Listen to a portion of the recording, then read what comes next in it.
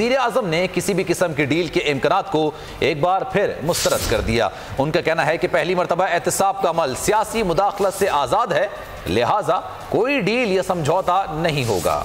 बाबर आवन ने वज़ीर आज़म से मुलाकात के बाद बयान जारी किया, जिसमें उन्होंने कहा कि डील की खबरें फैलाने वालों को मायूसी होगी। एहतिसाब का अमल जल्द कौम के सामने मस्बत समरात लाएगा।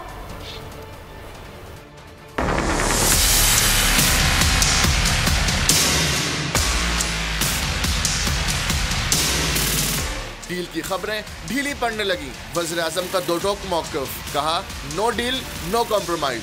बाबर एवान से मुलाकात में वज़ीर आज़म ने वाज़ेह किया कि मुल्क में पहली मरतबा एहतिसाब का अमल सियासी मुदाखलत से आज़ाद है। एहतिसाब के नाम पर किसी डील या समझौते की गुंजाइश ही नहीं।